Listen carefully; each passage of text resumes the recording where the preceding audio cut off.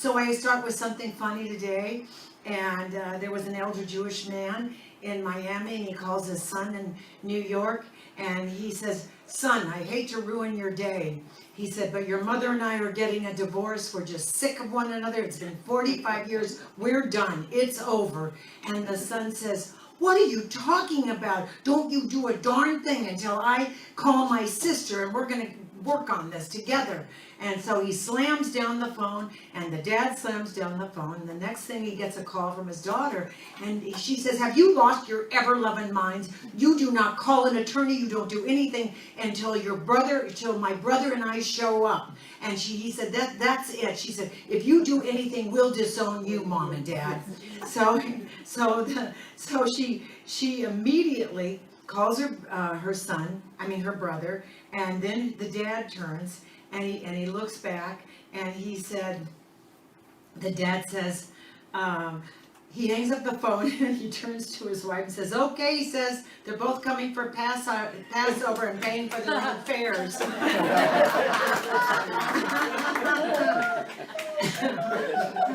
You can learn from these things. I'm just telling you can learn from these things. So my talk is about fire of desire.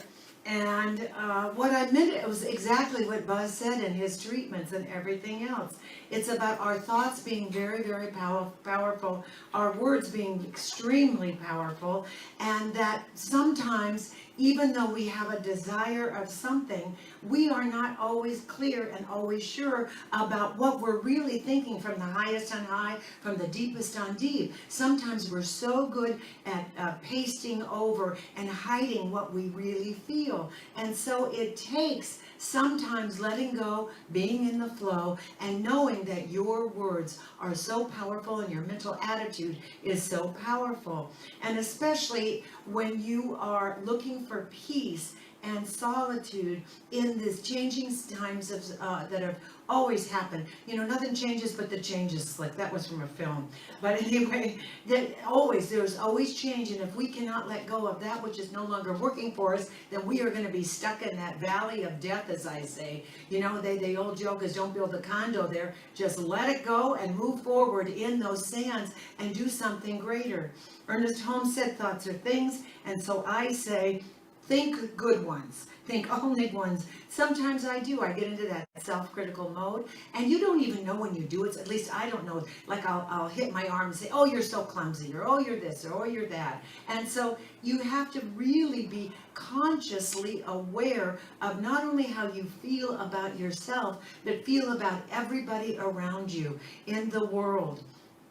So for sure, this is what I know, is that every thought creates an action, and that will create a consequence. What I also know for sure is we don't have to control many things in our lives. If we just let go and let God and listen to that deeper voice that is screaming at us sometimes. We don't want to hear it sometimes. We don't want to know the truth sometimes, and yet the truth always sets us free.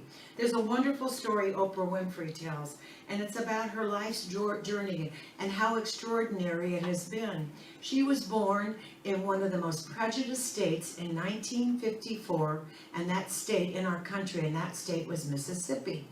And in 1954, blacks were totally discriminated against. They were segregated, they were separated, and the people didn't know any better. That's how they were raised. It wasn't like they did it on purpose, but you could not be in that town or in Mississippi after dark. There were signs that, besides separation signs, like the drinking fountains and the bathrooms were all segregated, there were signs like, "Black men, don't let the sun shine on your head tonight."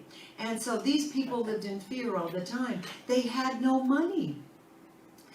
They had money. Some of them did work. They had some money, but they worked very hard for their money. And the money that they had, they couldn't buy any property. It was against people for buying property also at that point in time. And so in that point in time, what they did, and this goes back to some of the iconic things that we label people with, is they could only spend their money on cars. So what they did is they went out and bought the biggest and fanciest cars they could, and that went on for a long, long time because their property was unable for anybody, the blacks, to spend their money. So if you were caught in restaurants and hotels after dark, then your life wasn't threatened. So Oprah was born at this time, and she was raised by a grandmother, her mother, her aunts, as she would say, in that time frame. And her grandmother was the one that spent most of the time with her. And she rose above all of her upbringing. And she recalls at a very early age watching her grandmother boiling clothes and washing the clothes to make sure that they were clean. And there was no running water, there was no bathrooms, there was nothing like that at all where they grew up. And so not only was she trying to make everything clean, but she was trying to show Oprah the next step in her life, what she would grow up to be. And like she remembers her grandmother with the clothespins in her mouth, hanging the linens on the line and saying, "Oprah Gail, I just want you to pay attention," because they were from the South. And Gail is Oprah's middle name. "Oprah Gail, pay attention, because I want you to be the best at this when you grow up, because this will be your fate." And so Oprah's grandmother's dream for her, as well as all of her relatives who watched her after her, that she would grow up to be just like them, maids. And that's what she thought would be the best. And her grandmother worked for a white family. And the family, in this family, she not only did all the work, but she took care of the children. She nurtured and raised the children and took care of the children. And one of the things that she would always tell Oprah is, when you grow up, make sure you get a good white family. And what good meant is that they didn't call you the N-word. They respected you personally. They also, but it didn't mean you couldn't go in the front door. You had to go in and out the door. You were still separated. There were separate bathrooms and everything else. And yet these women and men, I suppose, were raising their children and giving them their values. And so it was just an interesting time. And so Oprah, in that little time when her grandmother was saying, "Oprah Gail, you're going to grow up and you're going to be successful at this also," a little still voice in her said, "No, I am not doing that. I am doing something else." And she knew that this was not going to be her life. This was not what her life was going to be. So the life Oprah lives, her grandmother, the one thing she regrets is that her grandmother not only could not imagine the possibility, but also that she was not alive to see Oprah surrounded by really good white people, most of them working for her. And she was so disappointed by all of that. But you talk about a strong vision, a strong knowing, a strong will to bring into life something that she knew, that she came in with, that soul that knew. You know, in Vedantism at least, they say the soul is never corrupted. It never, you are here eternally, you are immortal, you are eternal, and you keep rising higher and higher, if you're lucky, because of karma in your lives. So the more good you do on this planet right now to help others, the greater good that will come to you in whatever next incarnation you believe in. Whether you believe in that or not, it's doing the good here is like creating your own heaven on earth and bringing that heaven on earth to everyone beyond all possibilities that you can think of or they can think of. Ernest Holmes said, "The joy you wish to experience has to first be imagined in your own mind." We are all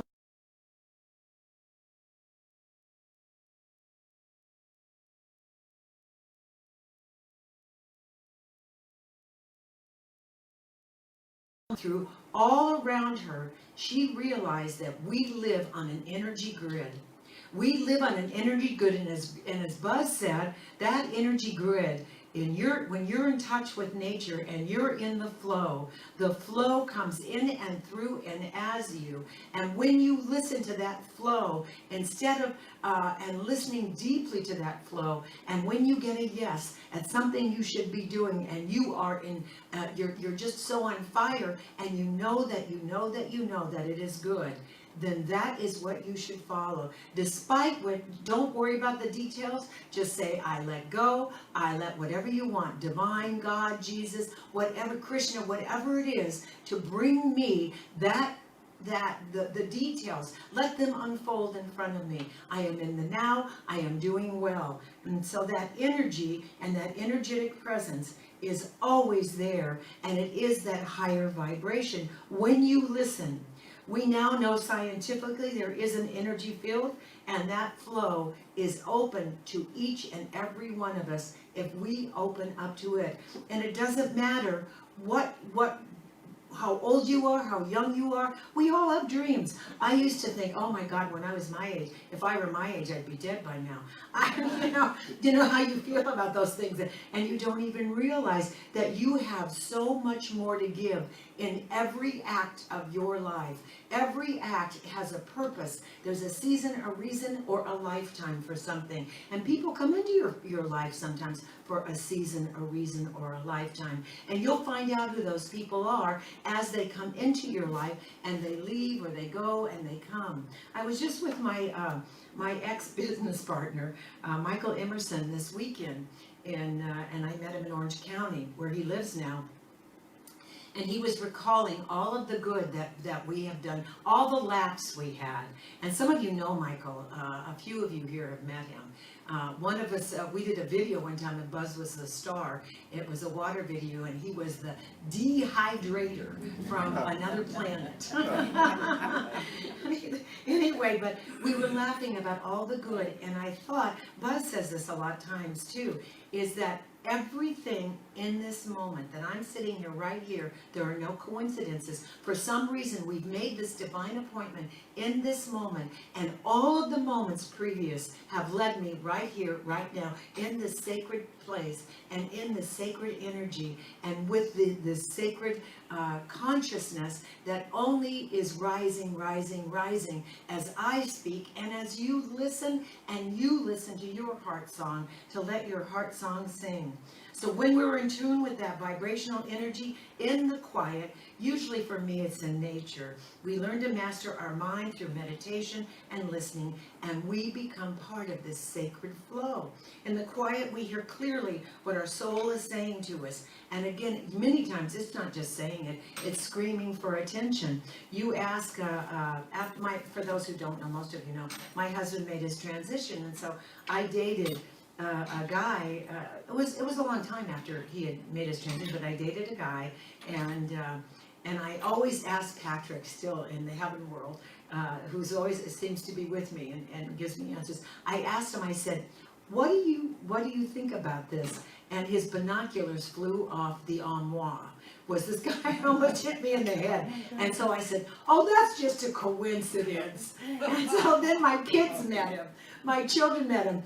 And my daughter especially said, I hate him, I want nothing to do with him, he is horrible, a horrible person. So I said, oh, she's just upset because it's not her dad. Then my son says to me, Mom, I don't think he's right for you, and he does seem to drink a lot and stuff. So finally, and it took like a year and a half, and finally I went, oh, I get it, all these signs, knock, knock, knock, knock, and I go, no, no, no, no, no. And I was very interested because I thought he was very spiritual. So you just have to listen. And it was a very spiritual experience in my awakening to the reality of what I was wanting to make this, make the shoe fit, instead of buying a new shoe. So anyway, in this three-dimensional material world, when you are so stuck in as I was, in this dimension, listen for a strong yes, and watch all the signs around you. I don't know, did anybody else know Jeff Sherman in this room? Jeff Sherman, the healer? You know Jeff Sherman. He has his place here. You don't know? Well, Jeff Sherman, I've known him through my children. He's an amazing healer, and he does everything. He does a lot of healing techniques, and he had an office here, and he was very, very famous. And Trish Trappell, there are a lot of people who knew Jeff, and he's one of the people that made he died in Malibu on Labor Day because he became dehydrated. There were 6 of them, and he was the only one that died. And did anybody here read that story or know about it? I just could not believe it. And I had to remember that for some reason it was his time to go. Someone who was so wise, you would think, would know about dehydration. And whether there was water, I don't know. The other 5 were rescued. They were dehydrated, but he was the only one that died and made his transition from that. I was so sure you knew him. So you'll know him from the heaven world now, and he's here. So I'm at the pool. Yes, I'm at a pool yesterday, and all of a sudden, and I've been thinking about this, a dragonfly keeps buzzing me over and over and over again. And I remember that dragonflies come from the other side to let you know they're okay. And I thought, this must be Jeff. It has to be Jeff. So anyway, no matter, now I put my label on that, but it made me feel a lot better when I saw that. So when we are going against the river, against the flow, you're constantly paddling upstream and making no progress whatsoever. When you're in the flow, your heart is open. You feel you're floating in a stream of joy, a stream of consciousness that is deeper and continues taking you down that stream, letting it lead your heart, and also that to your next aha, your next awakening, and revealing the deepest desires of what you really have. It's really interesting. My life is, I am, the more spiritual, the more sacred spirituality that I embrace, the happier I am beyond all my circumstances. I have a choice. We all have a choice, no matter what's happening in your life. You can honor it, embrace it, but anything you hold on to absolutely not only stops you, it stops it from growing too. So when you honor that spirituality within you and listening to you and honoring your process, whether it is the grieving, but then let it go. Eventually, not let it go like they don't exist anymore or the situation didn't exist. You learn, you embrace it, you take the good that's been given you and you go on to that next experience in life. I always say, when ready. I don't say, well, so your husband's been dead one day, okay, next one. No, it isn't. You don't do that at all. But I'm saying embrace all of the good and know that that good resides within you, and you attracted that good to you as well from your words, from your spirit, from your actions, and who you are. Usually life manifests in greater ways than your expectations. Has anybody ever wanted something so badly, and then when you got it, it was like, oh my God, why did I do this? I think it's Truman Capote that also says, some of the best answers to prayers are the ones that never manifested. Because when you have a prayer and it's not going to work out for the unanswered prayers, give you more joy many times than if you have that prayer and you go through the life that it would have given you because you were so willfully pushing at it and wanting it so much. You see this when a lot of kids, and not even kids, adults and drugs, when they don't know what to do with their lives. And so what does the drug do? It comes to anesthetize you and make you forget about who you are and the troubles you have. And all it does is keep getting you sicker and sicker and sicker and sicker. So that's one example I can come up with. In this continuously changing world, each day offers new opportunities. So when the old and new do not fit nicely together, then drop the old. Let the new come in, fill your lives, fill your joy, fill your heart, and fill your experience, and be awake, aware, alert for all of it. Listen deeply in those quiet moments. Ask Spirit to reveal to you that which needs to be revealed. I've always go to bed at night, and I've been doing this for years, and my last thought, if I'm cognizant, I do meditate morning and night, and my last thought and my last words to my own self and the divine is, reveal to me that which needs to be revealed. And sometimes I'll come up with whole story. I mean, it's amazing what you come up with. When you go to sleep at night, you clear your mind, you embrace the Spirit divine, and then let it do its work while you're not consciously conscious, but the subconscious is working very, very hard. So you create a fire within you when you are inspired and you are awakened, and that still small voice will lead you into the flow, which is direct proportion to the center of yourself, where divine spirit, the universal energy, resides. It's quite incredible to be an awakened moment. Has anybody felt like they've had an awakened moment at all? Yeah, it changes you. It absolutely changes you. It's almost like you get this broad paint picture that is so beautiful, and how you know that there is something greater out there than you are, and you are just, we're all, first of all, we're all unique. We are all here to give our gift. Nobody else can bring our gift. And I always say, how unique are we? All of us have different fingerprints, even twins, quadruplets, whatever. Everybody has different fingerprints when they come in. We are like snowflakes. We have different eye prints also. We are here to give our gift. And if we don't give it this time, we're going to keep coming back until we get our gift and we get it right, so that we can shine and rise and go on to those next experiences. What also is really interesting is that more and more people are revealing the fourth dimension. They see beyond this material dimension. More in the younger people too. I remember we grew up I grew up in the 50s and experiencing the boom, so to speak, in America, and then in the 60s, where everybody, not everybody, but people were trying to turn away from the materialism that Eisenhower warriors too, the industrial complex, the industrial machine, to turn away from, and we became more like love children. Everything was so beautiful, and I always say Manson changed all that. Once Manson came along and had that, left a horrific holograph on the country at that time, then everything changed. You couldn't hitchhike, you couldn't do anything anymore after that time. In your mind eye, to remain safe. So then we came into what the 80s, I guess, and the 80s were me, more. And everybody, it was all about material goods. Did you have the better house, the better car, the better children? You had to make sure your children matched all the other children, because we were in this climbing thing where we had to be better than the neighbor or whatever.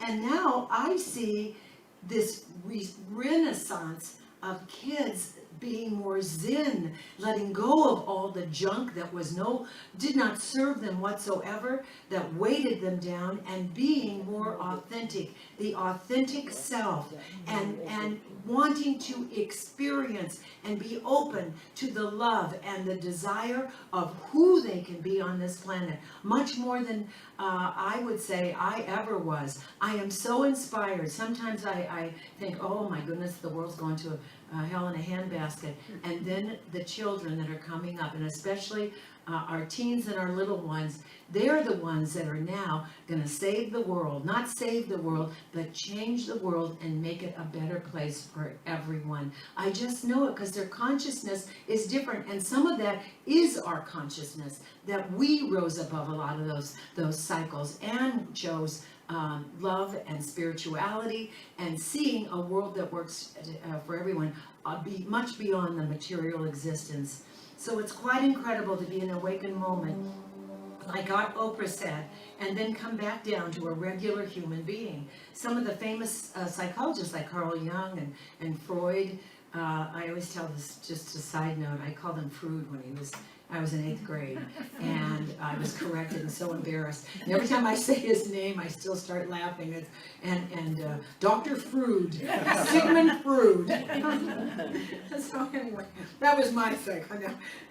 So they knew that the subconscious mind, they called it the dream mind, and they wanted to get into that subconscious dream mind because they knew it was so much greater, so much deeper, your thought process, and the things that you wanted in that deeper subconscious, sometimes you don't even know.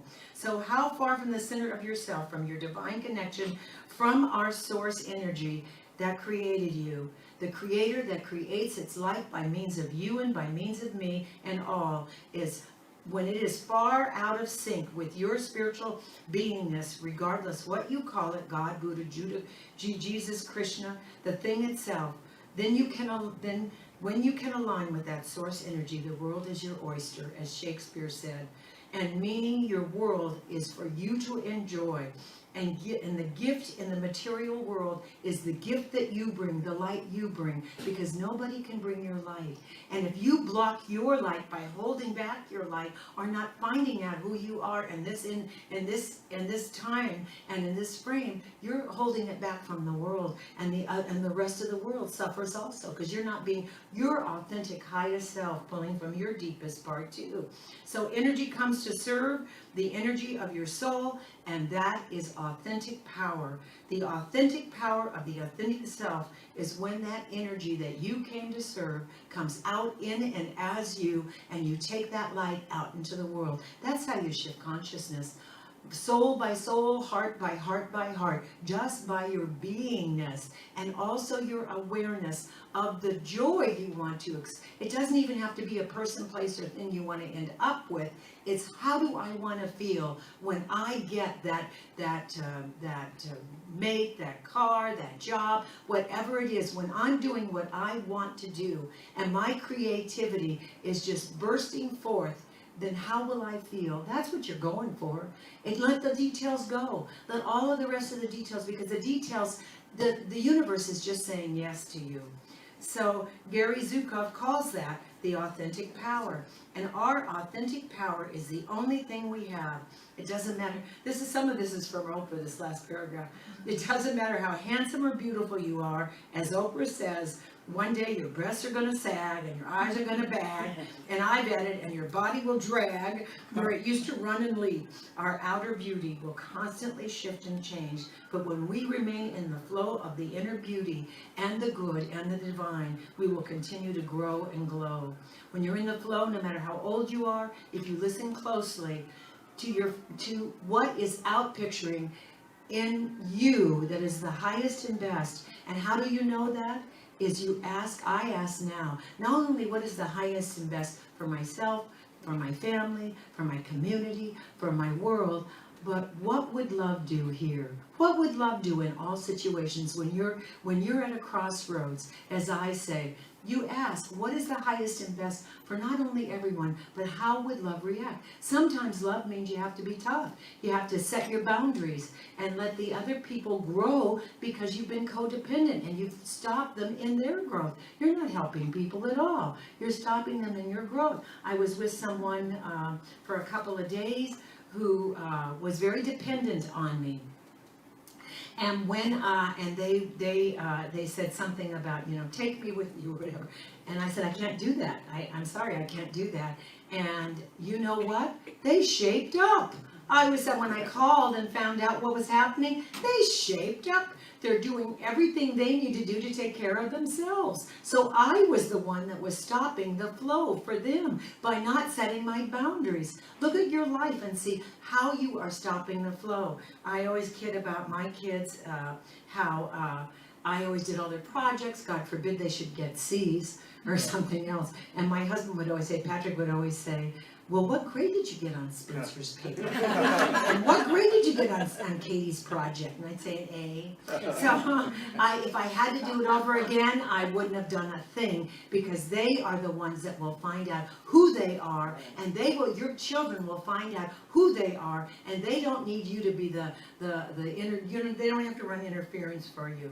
So this is reminding me of Buzz too. We are just like the most beautiful flowering trees. Everything passes and changes in its time. It doesn't matter how much money you have, how much power you have, no matter what it is, everything changes. All life is constantly changing. Go with the flow. You are no longer the person waiting for you. You are that person. Don't wait any longer. Show up. Be that person now. The only thing that is stopping you from going on to that next step is you waiting for it to show up. It's not going to show up until you say yes to it, and you write down or envision or imagine what you want to be, and more importantly, how would you feel if you were the highest and best person of your lighter side, your greater side. If you were like that all the time, what would it bring to you? What joy would it bring to you? So The only one who can bring your authentic self to shine your light into the world. No one can take your light from you. Only you can do that. And how many of us do it over and over again without even realizing it until we're awake, aware, alert on how we do that, how we stop the flow and we stop the good. The only life you can have is the life of the Spirit within you. Allow its radiance and its self-expression to flow in and through and house you. We are just absolutely surrounded by this dynamic force. And the classic line that Ernest Holmes always said is, there's a power for good in the universe. You can use it. And I add, let it use you. Let the flow be both ways and have it come through. And I invite you to use it. He also wrote, you can attract only that which you mentally become and feel yourself to be in reality. When you want to do something big, imagine, visualize, and get a mental pattern in your mind. Then make it perfect. Know just what it means. Enlarge your thought. Pass it over to the creative power behind all things. And then listen. And when the impression comes, follow it with assurance, because we know that we know that it is right and it is good. Many people now have talked about NDEs, near-death experiences. And they talk about how beautiful heaven is. Why do we have to wait? Why don't we just make heaven on earth right now? Why don't we live our dreams? And when we fall, we always rise higher. Whatever experience sets you back, you always come back. At least my life, I've always come back strongest. The times that were the hardest for me and the most difficult for me made me build my spiritual muscle in retrospect. At the time, I just wanted to go under the rug, and just be lost. But instead, it builds who you are. There is only love and fear, and when you remain in fear, you're not waking up to love. And so, always choose love. When you have love, and when you choose love, you have no fear. Follow your heart, awaken to your dreams, create heaven on earth now. You have the power. It resides in and through and as you open up, listen to it, meditate, take classes, read, do all of those things, and spend time in the quiet and in nature, because that power is sitting right under our feet and above us, filling us if we open up to it. And so it is, and that's the way it is. I love each and every one of you, and God is the power, the source, and the substance. Namaste. And now we're going to do our offering, and the offering is very, very important. Again, I say we don't give to a person, place, or thing. We don't give to this building. This building will be fine once we leave. Well, maybe it won't. I don't know. It's an old building. But, we give to Source, and Source is what gives back to us. So when you give to that which raises your spirituality, raises your consciousness, and makes you happy, give freely, because it comes back. I can attest to this 10, 20, 30-fold. And so it is. And so now we're going to do our affirmation together. Divine love blesses and multiplies all that I have, all that I give, and all that I receive. And so it is, and that's the way it is.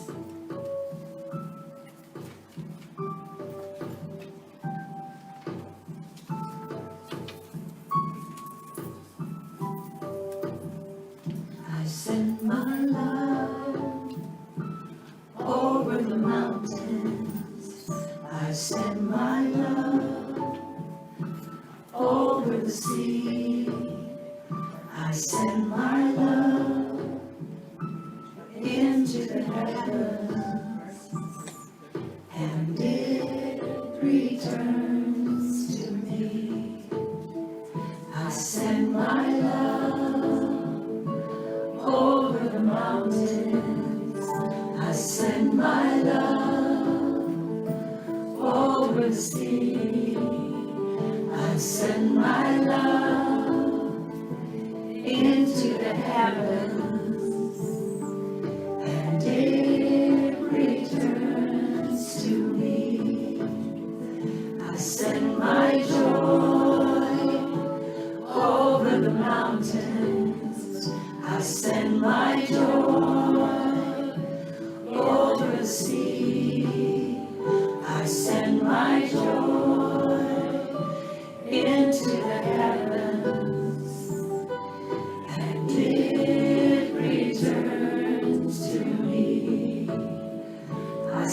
send my power over the mountains. I send my power over the sea.